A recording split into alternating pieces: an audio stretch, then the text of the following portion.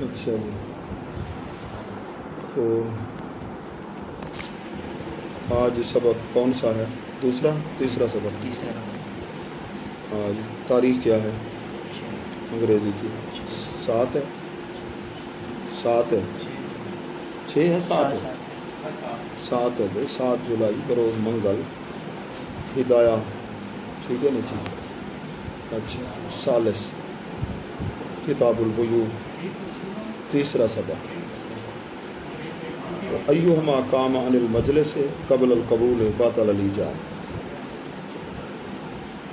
ان میں سے جو بھی مجلس سے اٹھ کر چلا گیا، چاہے بائع چاہے مشتری، قبول کرنے سے پہلے، اس نے کہا کہ یہ چیز میں اتنے کی بیچتا ہوں، اس نے مشتری نے قبول نہیں کی، مشتری اٹھ کے چلا گیا یا بائع چلا گیا، تو ایجاب جو ہے وہ باطل ہو جائے گا، جو پہلا جملہ بولا تھا نا اس کی وجہ یہ دعویٰ ہے، دلیل کیا ہے؟ لأن القیام، کیونکہ اس مجلس سے، قیام کا معنی تو اٹھنا ہے، ادھر مجلس میں اٹھ کے کھڑے ہونا مراد یہاں نہیں ہے، بلکہ کھڑے ہو کر چلے جانا مراد ہے، کیونکہ مجلس سے کھڑے ہو کر چلے جانا یہ اس بیع کو قبول کرنے سے اعراض کرنا ہے،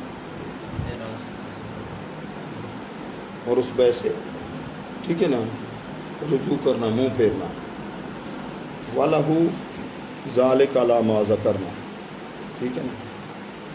اچھا جی، تو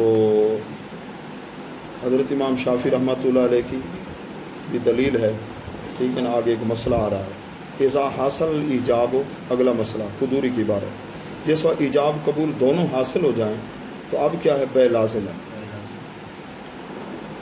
اور کسی کو اختیار نہیں، نہ بائع کو نہ مشتری کو، ٹھیک ہے نا، کہ اب اس کا انکار کرے، بیع ہو گئی، الا کہہ کر بتا رہے ہیں ہاں اختیار ہے، عیب، پہلے مبیع کے اندر عیب کا پتہ نہیں تھا، عیب ظاہر ہو گیا، یہ عدم رؤیت، مبیع کو مشتری نے دیکھا نہیں تھا، اب دیکھا ہے تو اس کو پسند نہیں ہے، ان میں سے کوئی چیز ہو تو پھر تو ہے، ٹھیک ہے نا جی، انکار کر سکتے ہیں، ورنہ بیع ہو گئی۔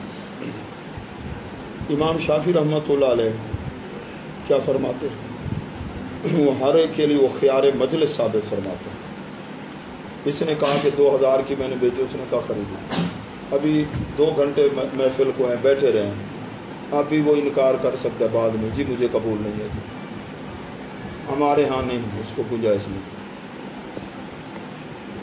ٹھیک ہے نا، عیب ہے اور دیکھی بھی ہے چیز، تو اب بیع ہو گئی ہے، ٹھیک ہے نا جی، اب اس کو قبول کرنا، یا تو اس نے قبول کر لیا، اب مبیع بائع کس کا مالک ہو جائے گا؟ ثمن کا، اور وہ کس کا؟ مبیع کا، مشتری۔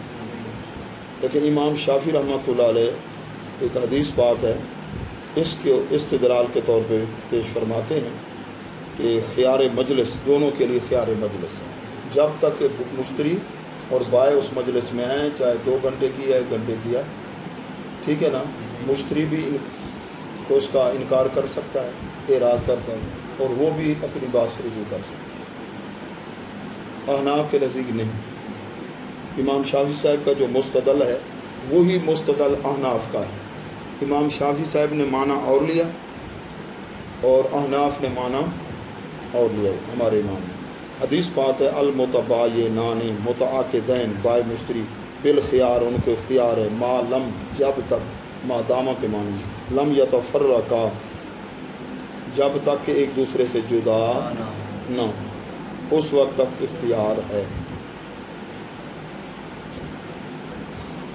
ٹھیک ہے، یہ امام شافعی رحمۃ اللہ علیہ فرماتے ہیں، بدنی طور پر جب تک جدا نہ ہو اس مجلس سے، دونوں موجود ہیں، دونوں کو اختیار ہے اس کو ختم کرنا۔ اگر اس نے چیز نہیں دیکھی اور اس میں عیب تھا، وہ تو بتا دیا نا، وہ تو بتا دیا، اس میں تو اتفاق ہے، اس میں تو اتفاق ہے، ہمارے ہاں خیار مجلس نہیں ہے، ان کے ہاں خیار مجلس ہے ہمارے نزدیک، اور خیار مجلس کی دلیل یہ ہے ان کی۔ اب ہماری دلیل اور پھر اس حدیث کا جواب، احناف کے نزدیک یہ ہے کہ دیکھو بیع ہو گئی ہے، جب ایجاب قبول ہو گئے بے لازم ہو گئی۔ اب جی مشتری انکار کر دیتا ہے تو یہ پھر غیر کے حق کو باطل کرنا لازم آ رہا ہے۔ اس کا حق تھا نا اب سمن پر بائے کا، گویا کہ اس نے اس کے حق کو کیا کر دیا؟ باطل۔ ٹھیک ہے نا جی؟ تو فلا یجوز، ایسا جائز نہیں۔ پھر جی جناب یہ حدیث جو امام شافعی رحمۃ اللہ پیش فرماتے ہیں، اس کا جواب کیا ہوگا؟ فرماتے ہیں حدیث محمول ہے خیار قبول پر، نہ کہ خیار مجلس پر۔ ایک خیار قبول ہے، دیکھو نا کتنی باریک چیزیں فقہ کے اندر، ہدایت کے اندر۔ ایک خیار مجلس ہے، ایک خیار قبول ہے۔ خیار قبول کا مطلب جب بائے نے کہا کہ اتنے کی چیز، اس نے قبول کیا یا نہیں، اس کو اختیار ہے جب تک کہ اس نے ہاں نہیں کی، چاہے قبول کرے چاہے قبول نہ کرے، اختیار ہے۔ اور جب اس نے کہہ دیا ہاں جی مجھے قبول ہے، ٹھیک ہے نا جی، جب قبول کر لیا تو اب بے لازم ہوگی، جب تک قبول نہیں کیا لازم نہیں ہے۔ اس نے کہہ دیا تمہیں یہ کتاب جی میں آپ کو 500 کی دیتا ہوں، تو چپ کر کے بیٹھا ہے، تو ابھی تجھے اختیار ہے یا نہیں؟ اختیار ہے۔ جب تو نے ہاں کر دی تو اب اختیار بے لازم ہوگی، بے لازم۔ اچھا یہ خیار مجلس نہیں، خیار قبول ہے ہمارے نزدیک، اور اسی کے اندر اشارہ ہے۔ یہ تو تھا صراحتاً، ٹھیک ہے نا، اب اشارتاً کیا؟ اشارتاً کہ دونوں بائع اور مشتری دونوں آپس میں آمنے سامنے ہیں، حالت مباشرہ، ٹھیک ہے نا، لا بعدہ، اس کے بعد اختیار نہیں۔ جب آمنے سامنے جب اس نے بات کہی، اس انکار کیا تو ٹھیک ہے، یہ نہیں ہے بھی آمنے سامنے۔ اب تک اس نے کہا میں 2000 کی بیچتا ہوں، یہ گھر چلا گیا اور گھر جا کر انکار کر دیا۔ اور یحتملہ، ٹھیک ہے نا جی، یا آپ نے جو فرمایا خیار مجلس، ہم اس کو بھی قبول فرما لیتے ہیں، اس کا بھی احتمال ہے، فیحمل، اس پر اس کو محمول کیا جائے گا۔ اور تفرق فی ہے تفرق الاقوال، لیکن ہمارا یہ حدیث اس سے مراد تفرق ابدان نہیں ہے، تفرق اقوال مراد ہے۔ اس میں اور اس میں کیا فرق ہے؟ تفرق ابدان سے مراد ہے اٹھ کر چلے جانا، تفرق اقوال کے اندر کیا ہے؟ اس نے کہا، ٹھیک ہے نا، اور اب آگے اس نے اسی وقت قبول کر لیا تو بے ہو گئی نا، ٹھیک ہے نا جی۔ اچھا یا نہیں قبول کیا تو اس قول سے گویا کہ وہ الگ ہو گیا۔ ہمارے نزدیک تفرق ابدان مراد نہیں بلکہ تفرق اقوال مراد ہے، ٹھیک ہے۔ تو خلاصہ یہ ہو گیا کہ جب ایجاب اور قبول دونوں حاصل ہو گئے تو بے لازم ہے، خیار مجلس نہیں ہے۔ ہمارے نزدیک خیار قبول ہے، خیار مجلس سے نہیں ہے۔ جب دونوں چیزیں ہو گئیں، اب چاہے 2 گھنٹے بعد میں بیٹھے نا، وہ بے لازم ہے۔ ہاں آگے اللہ کہہ کر من عیب، عیب والی چیز ہے، اس میں عیب ظاہر ہے جی، ایسے چیز نہیں دیکھی تھی پھر اس کو اختیار ہے، ورنہ اختیار نہیں ہے۔ آخری بات یحملو، ہاں جی، یحملو علیہ، حاشیہ نمبر 3 پڑھو۔ قیام دلیل ہے، ٹھیک ہے نا، کھڑا ہونا، اس کو معمول خیار مجلس پر کریں گے، واجب کرتا ہے ابطال حق غیر، ٹھیک ہے نا جی، خیار مجلس، اس مجلس کو چھوڑ دے جو خیار مجلس آپ نے کہا، ہم وہی مراد لے لیتے ہیں، لیکن اس سے مراد پھر کیا ہے؟ کہتے ہیں تفرق، ٹھیک ہے نا۔ اچھا خیار مجلس کے بعد تفرق اقوال، اب آمنے سامنے ہے، اس نے کہا ہاں کہہ دی وہ فروغ، اس نے قبول کیا تو ہو جائے گی، نہیں کی تو نہیں ہوگی۔ آگے حاشیہ نمبر کیا ہے؟ 4 دیکھو، اعلم ان خیار القبول ثابت، خیار قبول ثابت ہوگا جب تک کہ قول سے الگ الگ نہیں ہوں گے۔ اس نے کہا 2000 کی بیچی، اس نے کہا خرید لی، اب تفرق کے اقوال نہ ہوا نا، ٹھیک ہے نا جی، یہ ہے مطلب خیار قبول ثابت ہے جب تک کہ دونوں الگ نہ ہوں ازرو قول کے. اگر الگ ہو گئے ازرو قول کے بائیں طور کے، ان میں سے ایک نے کہا بے تو،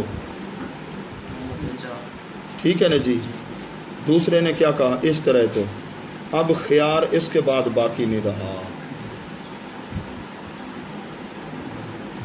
ٹھیک ہے نا جی. حاذا مبنی علی تفرق کا اطلاق ہوگا آیان وجود اور معنی دونوں پر ہوتا ہے. تفرق کسی چیز کو الگ کرنا، جس کا جسم ہو، ٹھیک ہے نا، اس کو توڑنا جیسے الگ. اچھا، معنی پر بھی ہوتا ہے اشتراک لفظی ہے. تو ادھر ہم ترجیح کس کو دے رہے ہیں؟ جہت تفرق بالاقوال کو.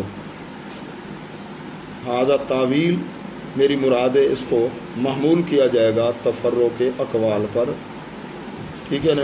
منقول ہے امام محمد بن حسن شیبانی قضا فی العنایہ.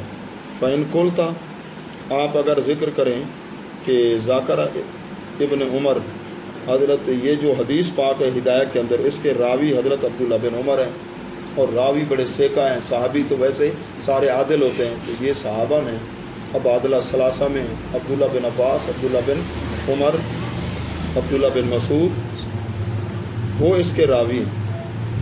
تو اس کا ہم جواب دیں گے، وہ تو حدیث تو ہے، اس کا تو ہم انکار نہیں کر رہے، لیکن اس حدیث پر خود انہوں نے عمل نہیں کیا.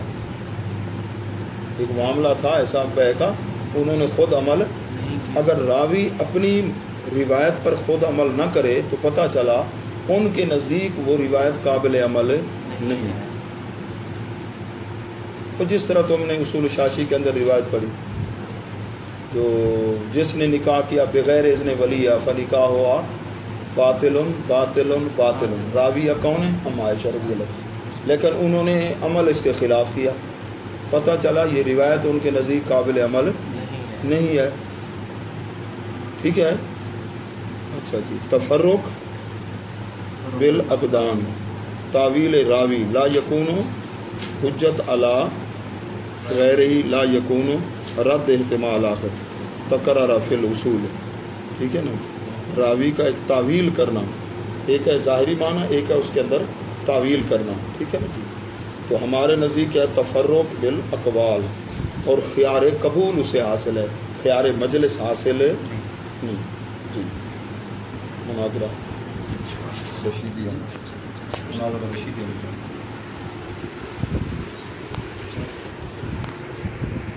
کتاب چاہ چھوٹی کتاب.